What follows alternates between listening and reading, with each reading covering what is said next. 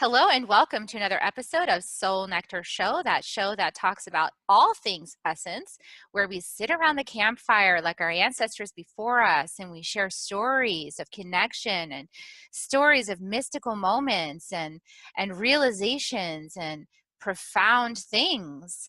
And we come together to share our wisdom to help for the benefit of all, so that we can live a better life here on earth and we can help the earth to ascend into this next highest consciousness.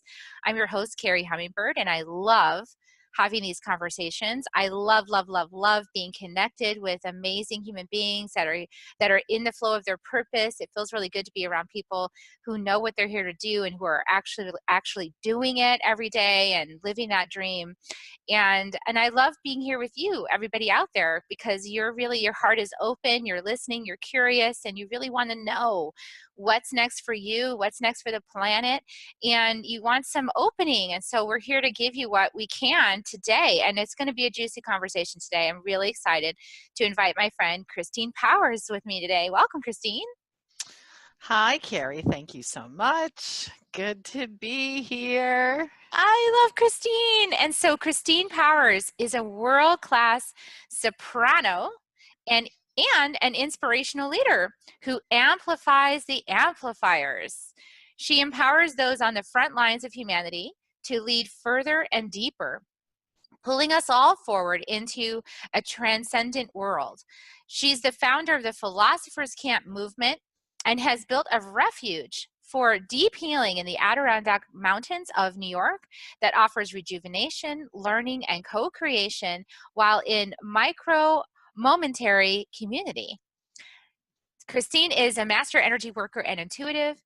Empower your voice through her musical events, attunements, workshops, and adventure retreats. And you can find out all about all of this at her website, christinepowers.com. And of course, that will be in the show notes for you. And I am just so excited to have this conversation with you, because when we started our conversation about what we were going to talk about, what we felt resonant about in the world at this time, it was really this idea of mama bears. It was this idea of women empowered, coming into their full wise women knowing, and then starting to take serious action in our world to transform the way things have been going. And I know that you are one of those mama bears. And so what I wanted to start with, though, is really like tell us a little bit about your journey of coming into your knowing, your wisdom, and your power, and this founding of this Philosophers Camp. Tell us a little bit about that backstory so we have some idea about who you are and what your journey is. Okay, great place to start. Where to pick up the thread? Yeah. So I think my entire life, it's taken me most of my life to give context to my consciousness that I didn't have any way to understand that I might possibly be different from others. And what I've come to unpack over the 5 decades of my life is that I'm built very differently and the same. And but my modus operandi is very unique. And I began questioning everything, I think, from the moment I could speak. Religion, authority, just taking a look at things from a place that many called rebellious or imaginative or over-imaginative, over-emotional, over this, over that. And I played the game for as long as I could, right? I played the game, went to college, got straight A's, did everything I was supposed to do, got married, had the house, the picket fence, the 2.1 kids, the whole thing, until it was just not sustainable. Either I was going to leave the planet or I was going to wake up and just really embrace who I knew myself to be. So that journey began in earnest around age 30. Although the knowingness was always present, I just tamped it down. But it looked like a divorce from my first husband. It looked like severe health issues, having such strong psychosomatic connections that there were days I literally couldn't walk because I was so out of alignment with myself. It looked like depression. It looked like very powerful emotional anxiety. And it looked like all the time maintaining this persona of success, happiness, singing, right, doing concerts, being successful in my career. So the last 20 years of my life have been this profound journey to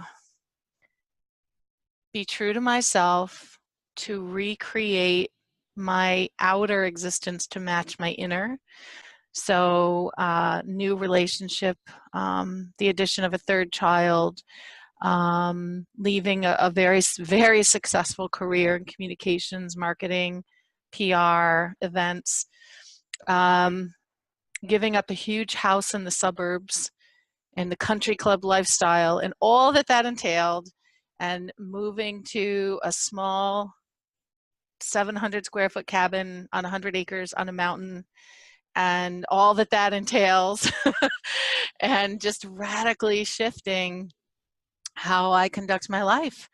And so it's the manifestation. I remember it's just about 10 years ago, I offered my first spiritual event publicly in Albany, New York. I live north of Albany.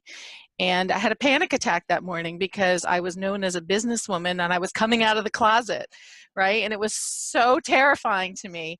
But that's been the journey and this continual bargaining with the universe. You know, isn't this enough? Isn't this enough? I worked for Red Cross in a very high profile position. Wasn't that enough? Yeah, apparently not. So Philosophers Camp is the synthesis of all the skills I have, my love of nature, my profound love of knowledge and philosophy, spirituality. I literally started hearing whispers of intuition up at my cabin when I would come here for weekends before we lived here full time. Words that had no context, words like sovereignty, self-reliance, harmony, cooperation. And it didn't take me long to realize it was the Transcendentalists, Thoreau, Emerson, right? All these voices. And the journey has been threading together through a series of illuminated breadcrumbs, founding a community here on the mountain that's now going global, where people come and they have an experience of themselves that returns them to their nature through nature. And lo and behold, what I did not know initially and learned along the way is that 160 years ago, not far from this land, the Transcendentalists came to the Adirondack Mountains for a month. It was huge national news in 1858. They spent a month cross-pollinating, a fellowship, scientific discoveries, trying to figure out how to uplift the world, to commune with nature and heal themselves. Some of them weren't quite put well together. And they called it, well, the media called it the Philosophers Camp. So without knowing what I was doing, I was resurrecting the whole paradigm. And now it's reshaped for our modern world. It's quite remarkable. It brings together their wisdom, brings together the indigenous wisdom that's on our land. It's pretty cool. And it brings together everything that I've been doing my whole life into one massive creative expression. That is awesome. Wow. How cool is that? Wow. Yeah, so what I love about that story, I love a lot of things about that. One thing I love is that how history speaks through these time portals, like right into your ear to tell you what you need to be looking at, you know, like what's next for you to do. And the whispers of these old masters, you know, the whispers of these people that we respect so highly that we still read their books in colleges, you know. Yeah.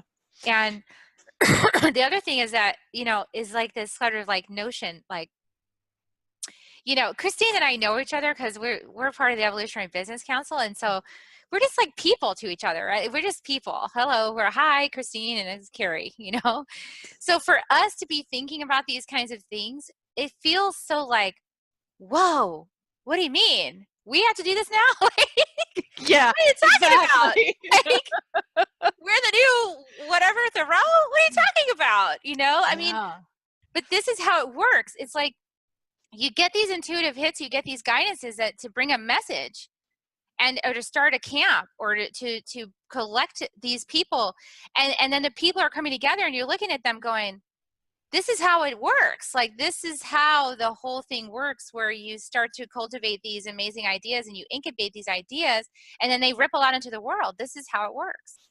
Yeah, this was not my plan. My plan was this, you might remember, my plan, right, from here was 7 billion voices, one heart.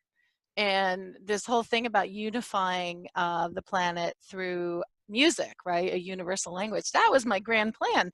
And I just couldn't get it It going, wouldn't work. I couldn't see it. I was actually blocked. I never knew where to start other than buying the domain name. And then it started literally like whispers, and it's so fascinating.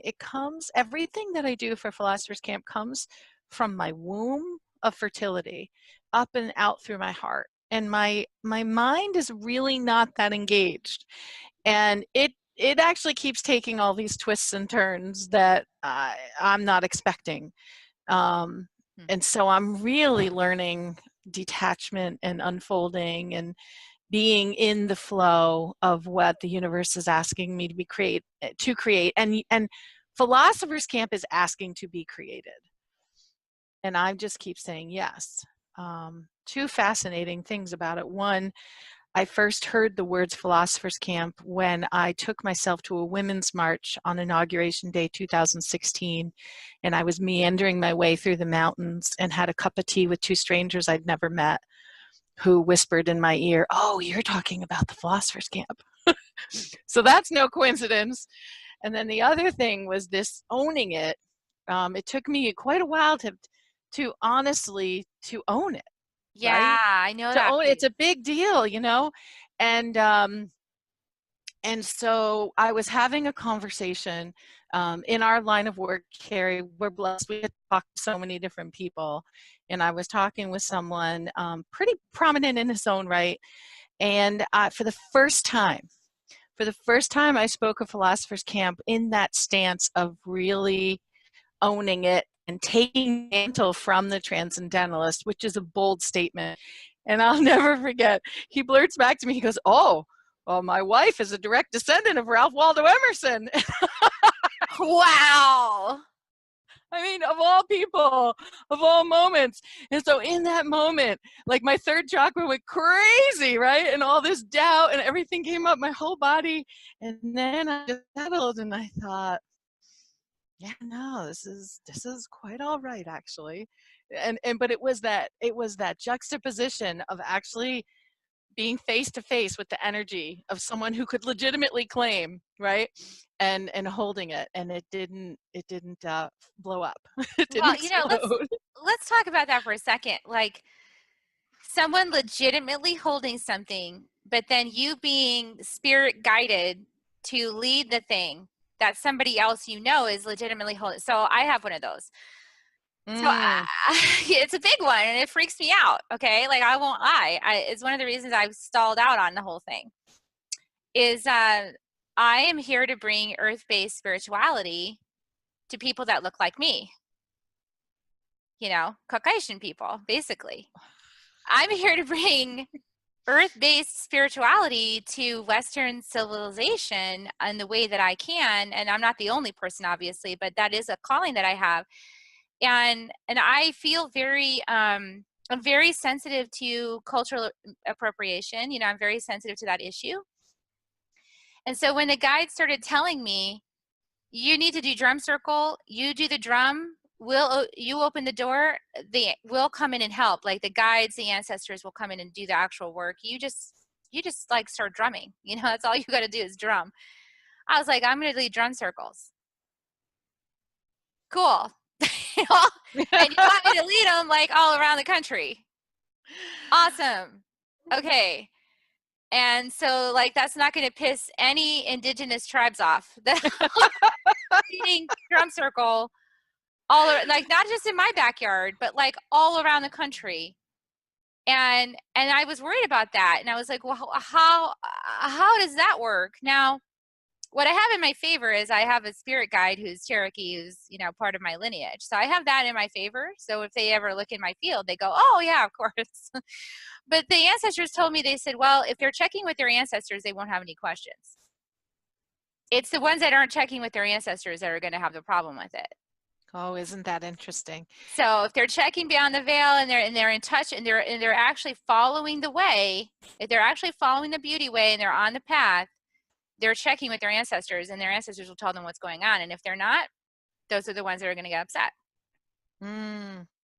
So it's a reminder for them to get back on the, so they actually told me, remind them to talk to their ancestors. I was like, no, you want me to tell them? Right, let's go deeper down the rabbit hole. Down the rabbit hole, and I'm going to tell them to talk to their ancestors now. Me, look at me. You see what I look like in this lifetime? And they're like, yeah, you chose that.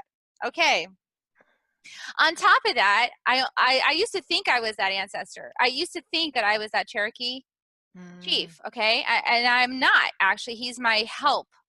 But I'm a being of light that came here to create shift, and I need this helper to help me understand Earth, because I don't understand Earth. Earth is like you were talking about. Like, I showed up and I'm like, why are people mean to each other? Oh yeah. Why do people do this? Why do people act this way? They're so cruel and they act like it's nothing. Like, they're so mean, and it's like, and they're callous. Like, why are people callous? Like, where's your heart?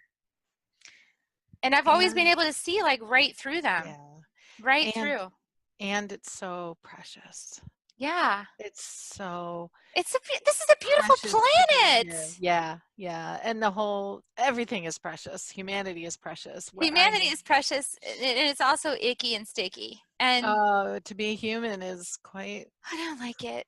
We signed up for it. Everyone listening, you signed up for this. I did sign up for it. We all said yes. We all said yes, and like we were talking about before the call started, sometimes I didn't want to be here because it's so icky and sticky sometimes. I didn't want to be here in that. And there didn't seem to be like, it seemed like I was the crazy one saying like, this isn't how you treat people. Like, that's not right. So, but now I know, and now I see that like you're a mama bear. And I'm a mama bear. I had children. You know, I came up through this. I survived long enough to have kids and bring them up to, you know, adulthood. Yeah. And that gives you chops. That gives you resiliency. So let's talk about like, why has it been so hard on some of us on this planet? Like, why have our paths been so challenging? And then we look at others and maybe it hasn't been as hard for them. Like, what's going on with that, do you think? Well, it's in my case, it's karma. I have been here a very long time, and so there's certain things that I set up for myself, and also you know, the setup did not provide a guide map, right? The expansiveness of who I am, the capabilities of where I can go, what I can do energetically, cosmically. In fact, it's really been the work to really kind of begin to understand that. And so it's hard for us because we don't even know we're different because we have nothing to compare it to. It's like out of phase, out of sync, right? It can be very hard. And then I think I got a wonderful piece of advice one time was, yes, you're human and you're not human, so don't confuse yourself with human. Well, that's like the identity I'm talking about. It's like, yeah, am I human right now? Well, of course I am. I'm in a body, sure. But, you know, there's sometimes you just know that I'm not from here. Like, I feel like I just showed up, and my whole life I sort of felt that way, like I was different than everybody else. But then I thought, well, that's just being egotistical or something, you know. But then at some point you Well, realize, no, you're really not from here. to me, it's just coming to understand who we are and what's ours to do. Right? There's no charge around that, and it's taken me a long time to get here, and also not to say that I'm not human, because I am human, having a fully human experience. Fully human experience, but you're and not. It's really precious. But what you are is way beyond that. I'm awake. I'm awake. I'm awake. You're awake. People who are watching us, listening to this, they are awake, or they wouldn't be drawn to this show. They're watching this show because they're awake. Yeah. Either that, or they want to be awoke, and they have whatever reason for tuning in, which is cool. Yeah. But their soul wants them here, so their soul's here, and they're having whatever human reaction they're having. But that's the thing, Christine. It's like, I think a lot of people came in, and that's the information I'm downloading right now for this new book, The Second Wave, is that a lot of people came in to this second wave to help from around different parts of the galaxy, different areas, to come in clean to this environment, which has been sort of infected by viruses of, hate and greed and these things that have kept humanity spinning out in a circle for like eons, you know. And all these beautiful souls that are here that have been trapped in this sort of these really tight energetic patterns of karma and trauma, and to boost them out of it, by an infusion. Like, what do you do? Let's just take the body, for example. Like, what happens when the gut system is overrun by sugar-eating bacteria? When you blast it full of like really healthy bacteria, then the whole ecosystem can start to thrive again, right? Because it can just like reboot its system. So if you just look at that concept and just extrapolate that out into like an earth perspective, if earth is the body, then earth needed an infusion of some healthy bacteria, that came from outside the system that could come in, and there's no interference on this plane. There's no there's no interference, and that's what makes it so precious, right? That's we get to wiggle our way up from the soil into the, that's the paradox of the gift of duality. Duality is separation, and it's dense, and yet there's something so precious about that way that spirit and source longs to know itself. And any expression is a divine expression. Any energy carries divine codes and divine light, so it's juicy and messy. It's super messy and juicy. It's super messy. It's uncomfortable. It's uncomfortable on earth. Anyway, that's an understatement. So now that we have worked through these challenging times, like forgetting who you really are and thinking, well, I just belong here, but I don't feel like I belong here. I don't really remember what the heck is going on, and I forgot. And then all of a sudden you wake up. Now you can look back and see how all those things you went through actually formed some resiliency within yourself and that wise woman that you're standing in now today. Absolutely. Oh, yeah. And full-on mama bear, full-on Gaia, full-on divine feminine energy, divine mother energy.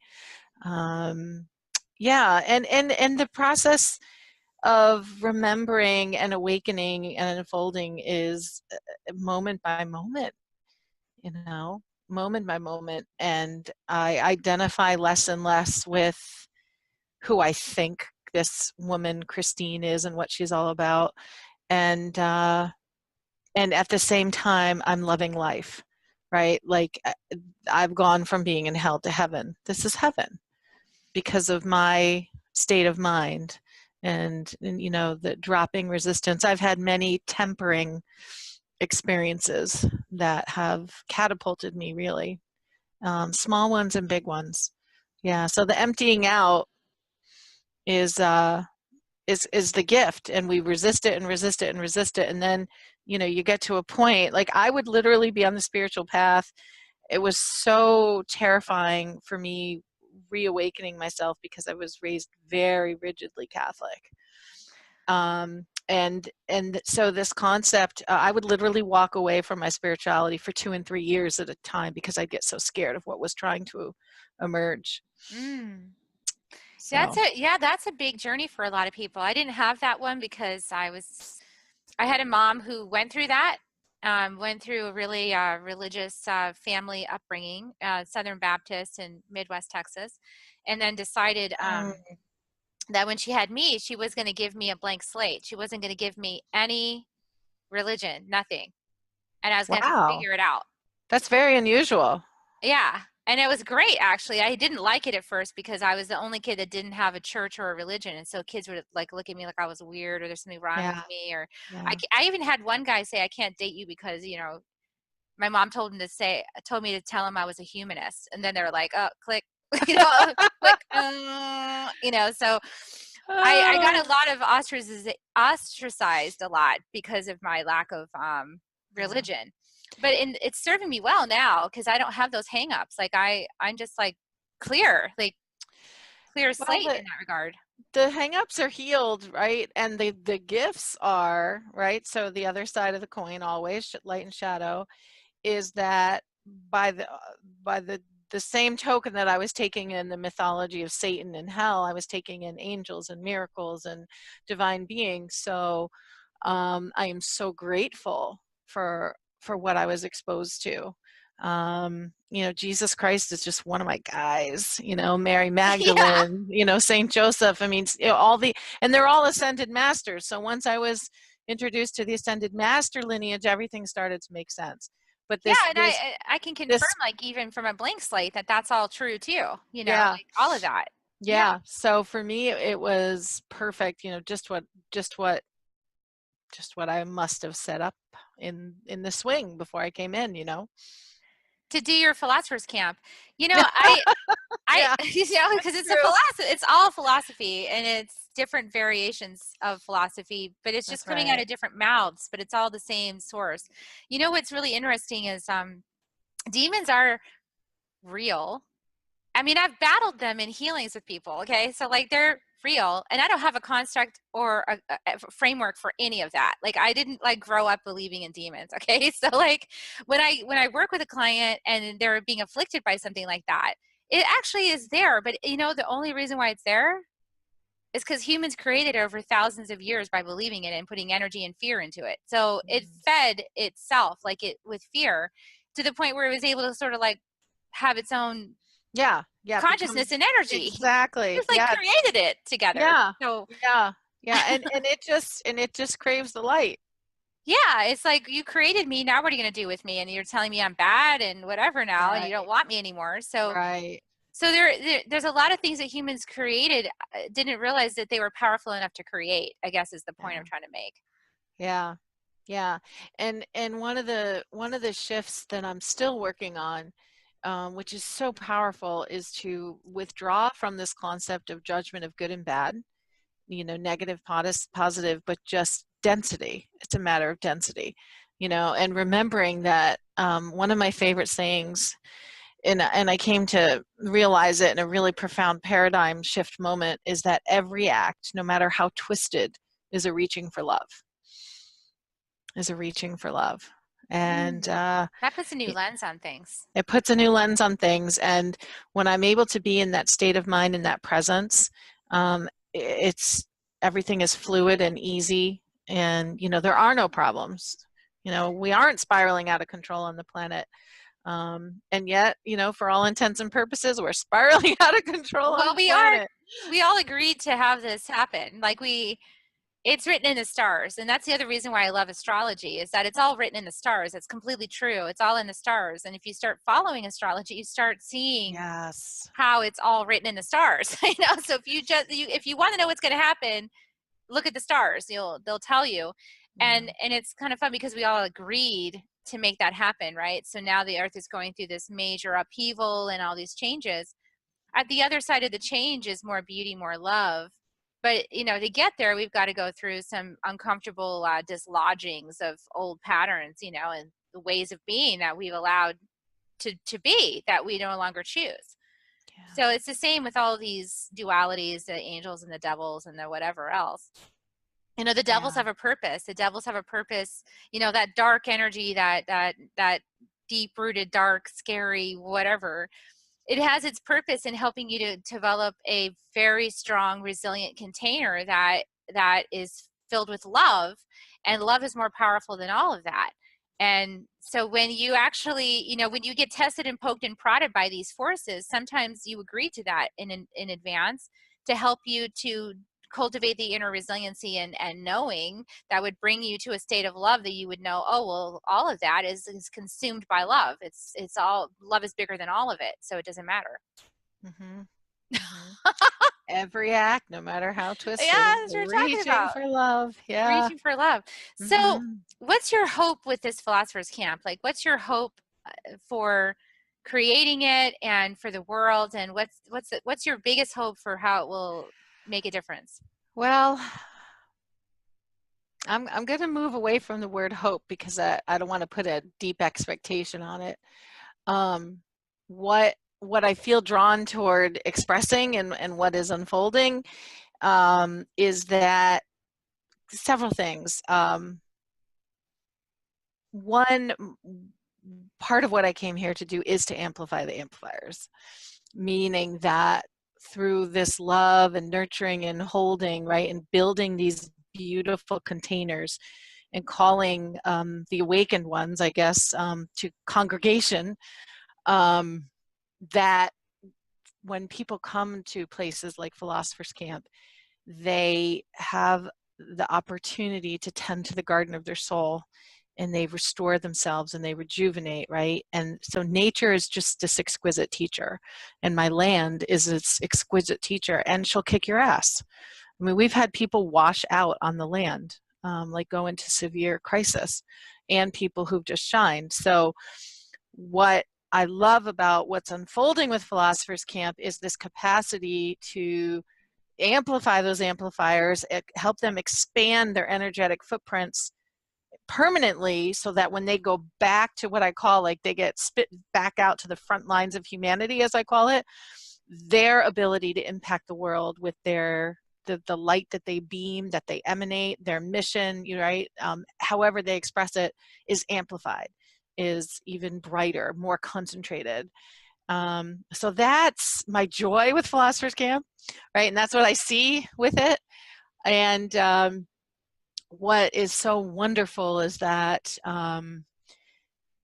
it's gone from a pilot program to having 5 camps this year. And then next year, it looks like it's going to at least Germany and Peru. And so, and what's cool about having thought leaders come through the camp is that it's based on the foundational underpinnings of the Transcendentalists. But what's also beautiful about it is that you can go anywhere on the planet that holds wisdom, and you can use those teachings from the land, the energy from that land. So in Ireland, it might be John O'Donohue. It might be the German poets. It could be, down in the Four Corners. You could dive into any lineage and leverage that energy to do the work. And so my seeing, my desire is that it does spread. And the compass, which is an offspring of it, is so accessible to anybody, whether you're a beginner or a yogi. It's accessible and fluid, and it's the tool of Philosophers Camp. It's like a new medicine wheel for humanity. So that to become for me, it's the framework of how I live my life every day. And it's an expression of all kinds of lineages and no lineages. So for that to become a tool that kids use, anybody can use, anybody. My 14-year-old son loves it, although he's a different kettle of fish. That circling back to the mama bear thing. Yeah, but, many of our children are a different kettle of fish. Yeah. So I think this concept of the message also is that nature is not a luxury, it's a necessity. Yeah. It's a necessity. And communing with the planet is a necessity. Yes, like, exactly. Really communing with the planet. Yeah, so how we tend to Gaia and how we tend to ourselves, right? The garden of our soul, the garden of Gaia, they're intertwined inextricably. And so to reawaken within us You know, it's not a place you come to work on your business, but it'll explode your business, right? It's not a place to come and network with other, you know, high-powered people, but you build these incredible relationships. So magic happens on the other side. It's just this beautiful container, just like the Transcendentalists had, to explore each other, explore nature, and to reconnect and revitalize. And tap into something deeper, something with deeper significance, deeper meaning, and deeper beyond words. Beyond words. Beyond words. You know what I love about it being, everything you were saying about it being tied to the land, you know, and the land, not just the land where you are, but the land wherever it lands, wherever the flock is that, you know, this is the main reason that one of the downloads and that I've gotten and why I've been so in love with nature and earth-based spirituality is because if you look at it strategically, like let's just say that this is a mission, like called Mission to Earth, you know, like mission to Earth to reconfigure the planet for a new way of being, right? Let's just call it Mission to Earth. And a bunch of souls get together and go, how are we going to help humanity to transform, you know, so that they can stay on the Earth? Okay, because the Earth's going to keep going no matter what. All right, let's figure this out. It makes perfect sense to go to earth-based spirituality because we all share the Earth. It's the one thing we all have in common. Like, it's stupidly simple. Okay, so that's why it has to be with the Earth, because that is the only spirituality that we can all embrace together. Yeah. Every one of us, every human in a body, every person in a human body that has DNA, that DNA goes back in time to a common point where there was a drum and a fire. Everybody, we all come from indigenous roots. We all come from a single point, you know? So that is the one thing we have in common. And that's why, if you notice, our rock music has a lot of drums and stuff like that. It's because we need the drum, actually. This is like this instinctive need to have that heartbeat of the mother, that heartbeat, like boom, boom, boom, boom, boom, boom, boom, boom, because we need it. We need that connection, and we've lost it by wearing shoes that, you know, prevent us from connecting with the negative ions of the earth that actually reground us and make us sane again. I was just reading an article on that, another article with more research on how it's important to go barefoot. So, do people go barefoot at your Philosophers Camp? There are, you know, there's some really interesting things that happen here that so it's confidential, by the way. Oh, okay. It's everyone signs a confidentiality agreement because it's some high-powered people show up and they're, you know, they can be as messy as they want and it's perfect, and we do some really fun and far out things. So we probably go beyond walking barefoot, you know. So no media representatives. No, in fact, we've already been asked 2 times if some filmmakers could come in to document what transformation in the woods looks like, and we haven't been able to really make that happen because of the whole sacredness of it. But yeah, I mean, it's 5 days of just deliciousness, and yeah, so there's a lot of barefootedness, and part of the fun too is to really push people out of their comfort zones, and then watch where they go, you know. Yeah, and watch, and there's not much you have to do. There's not much you have to do. In fact, one participant from Europe announced that I think I need to, because we have a range of accommodations, from an awesome glamping tent from New Zealand and a whole glamping compound, to individual tents, to a tiny home, to lean-tos, to a renovated retreat house, right? So we spread people all over the property. And so one participant says, I'm not really good with bugs, so I need brick and mortar. So the moment that message came in, I was like, oh, dang it, she's going in a tent. You know? Because she, you know, she had a fear, right? She had a fear. So I was going to, we put her face to face with the fear. And then other people, you know, we have people in their 70s who come and they're like, you know, I've been there, done that. Could I have, you know, sleep in a house? And I'm like, sure, we can make that happen for you, right? Because there's no charge. right? There's no Yeah, I charge. like that you're So talking about charge, because repulsion is actually an energy that brings you more of the thing that you don't want. So, yeah. I yeah, was afraid of bingo. spiders. I went down to the jungle and I was terrified of the spider. There was these like jumping spiders that they can jump like feet at a time, right? If they want to. And, I'm like, don't bite me, because if that thing bites me, it's going to be bad. And because it can make you really sick. It can actually even kill you potentially. So Yeah, I was yeah, like terrified of the spiders, and yeah. they ended I up having like a casing of one, like on the floor, just a casing. And somebody's like, well, Carrie, I think you should like make peace with this casing. And they put it in my hand, and I was like, oh, like it was terrifying. Just the casing, it's like dead skin. wow. Gah! See, to me, there's something that happened somewhere along the way that, yeah, triggered that. Yeah, I watch spiders carefully, and they're, now We're that getting it's spring around for here. spiders right now, Yeah, right? now that it's spring here on the mountain, they're Like, reawakening.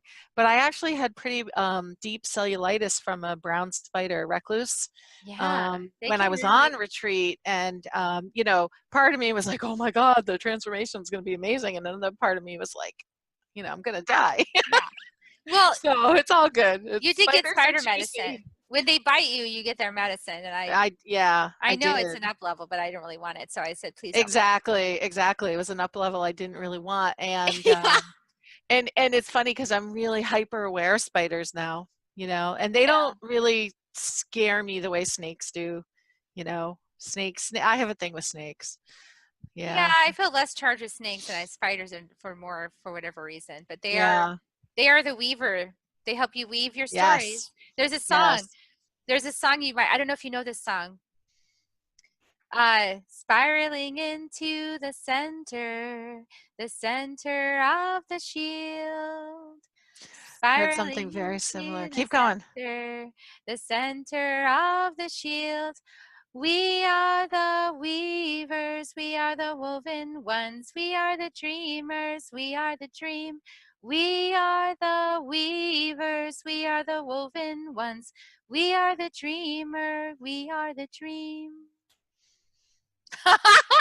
And that's spider medicine. That's awesome. It weaves That's it all together. awesome. When you talk, when Yeah, you speak, everything you speak weaves your yeah, dream of life together, just like yeah, the spider. yeah, yeah, I'm yeah. careful about my words now, mostly. Yeah, yeah. So that's what's going on in the mountain. And, Mm, we bring groups of, 8 to 12, and we have 2 co-facilitators, and we have a personal care team of 6. wow. So, yes, because the whole idea is that you get dusty, you get dirty, you get pushed, but we have the best food, and you might be in a tent, but you have electricity and a bouquet of flowers and rug and luxury linens, and you're like impeccably cared for. So when you come in from the outback, you get a hot shower, a fantastic meal. We do campfire council, and then, it's awesome. It's a really cool That's great. experience. Wow. It sounds like I was thinking wisdom spa. Yeah, oh my God. That's so cool. Yeah, like it actually came to me a little while ago. It's like wisdom spa. You're like Well, actually, yeah, this year we're actually adding a personal masseuse to the weekend. yeah, so it would So, be appropriate yeah, actually. yeah, yeah.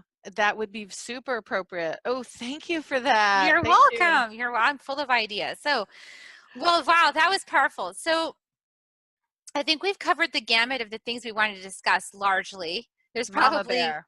Mama Bear, you know what? Just own that. And if you have a message that you need to bring, listen, you cannot be any more woo than me. Okay. So I'm holding down the fort on woo. Just saying to all the people out there, like, seriously, if you have a message and you feel crazy about bringing it, like, but it's in your heart and you're like, man, I don't know if I can do it. Cause Christine, you probably had many moments where you're like, wow, Philosophers Camp, that like, is that really like, especially meeting the ancient relative, like, is it really for me, or is that for me to do, or is someone else? Listen, if it came to you and you got like the hits on it, it's for you, actually. You need to do it, Yeah, you know? yeah. And this might be really helpful for the mama bears out there. This is a distinction that I recently made. Um, while I am the center of Philosophers Camp, I very much look forward to more and more rapidly not being the focus, right? And so Well, you're growing the children.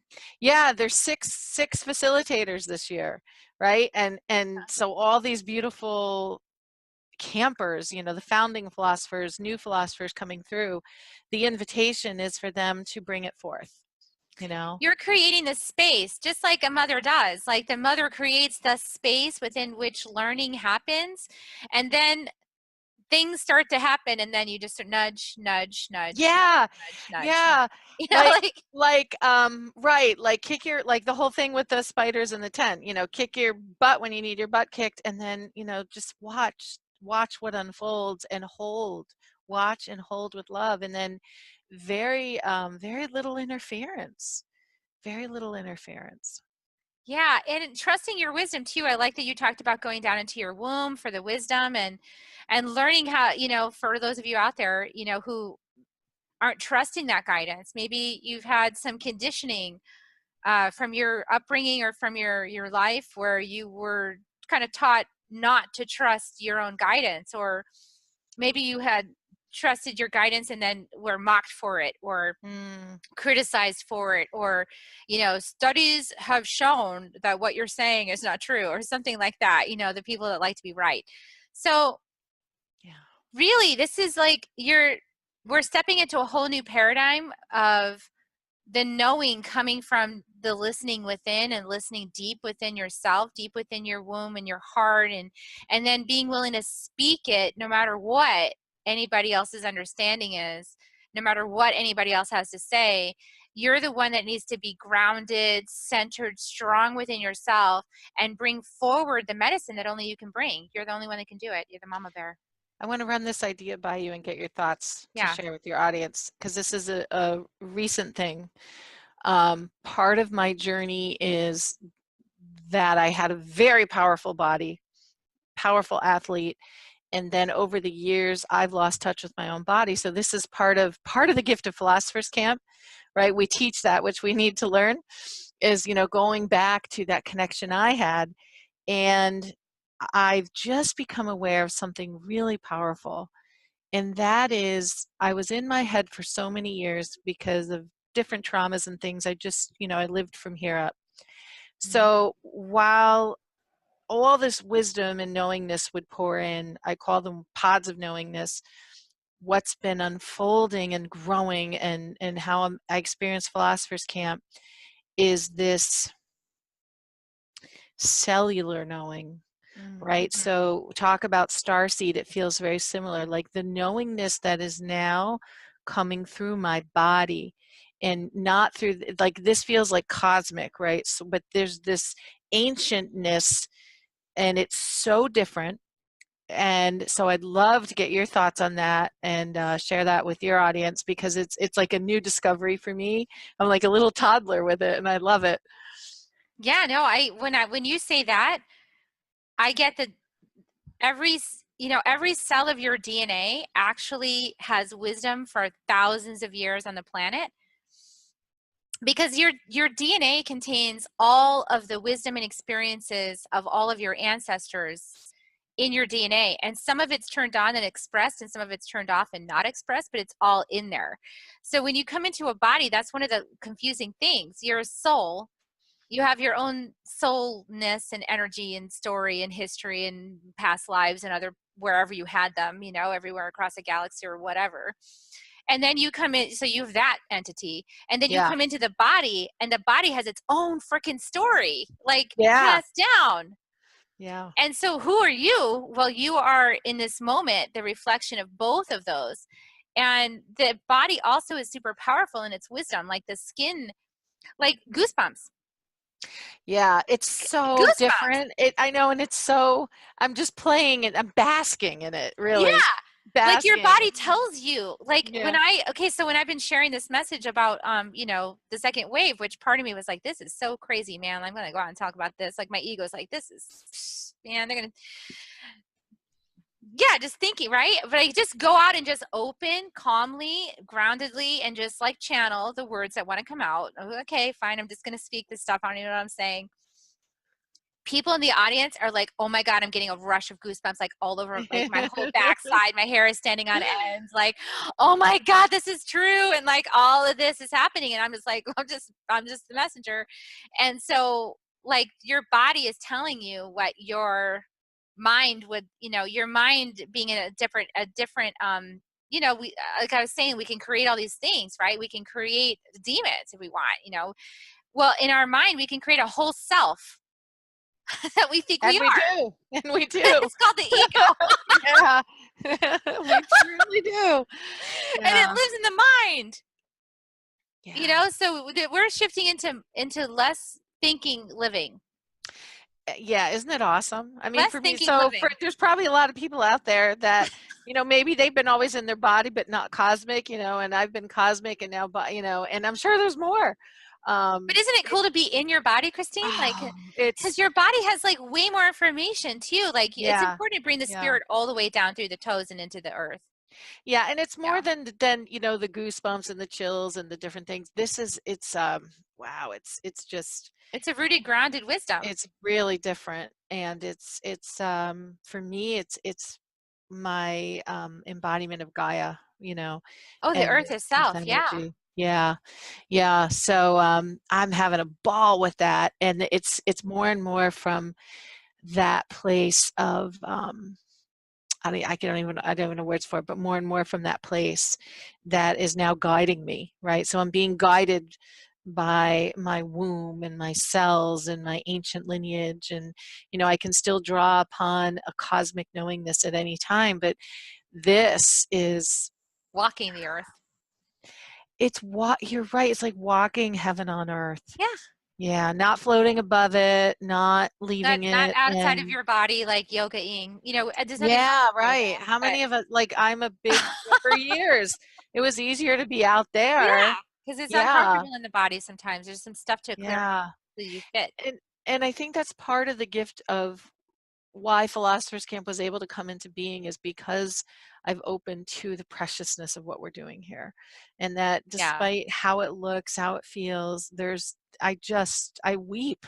I just have like moments where I just weep for the preciousness of what is now heaven for me on earth. And not that I don't have challenges in my days, or, some days are, not the best, but I get into alignment really fast, and I just have this stance of love and service and compassion. And that's really the place of the wise woman. And that's why I love you're sharing all this, because these are all like little mile markers. If you're on a journey, you got like little mile markers that lead you along the path, right? Well, this is a mile marker, like Yeah, the things that Christine's saying. There's like little mile markers for what it feels like to be embodied in, as a divine being in your feminine expression, if you're a female, like down into your bodies through your toes, and then be accessing that wise woman, because what the planet needs now is really this fierce love of Mama Bear, that fierce, protective, loving, stern, kind, gentle, but it's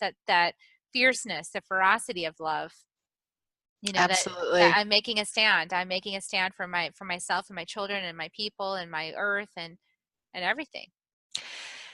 Yep, and those exact words, making a stand, have been coming off my lips for the past few years in really profound and interesting ways, and it's a beautiful way for me to make my stand, and to stand in the fullness of who I am and what I bring.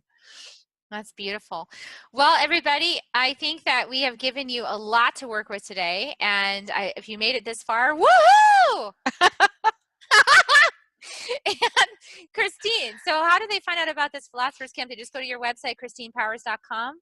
Yeah, and then there's a tab that says, events, and they can find Philosophers Camp through there. And then I have other retreats and things that I do. We have day retreats for Philosophers Camp each seasonally to go with the compass, and our 5-day retreats, and then we have shorter weekends, and 2020 it's going to go on the road. So yeah, I think christinepowers.com is perfect, and then you can explore from there. And Beautiful. there's some, there's meditations and music on my site that people can enjoy, and content. So Awesome. All right. Well, check out Christine's website. The link will be in the show notes.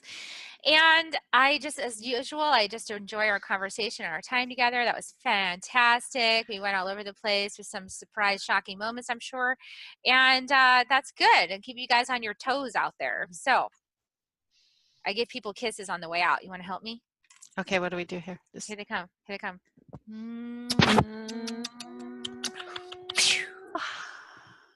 Yay!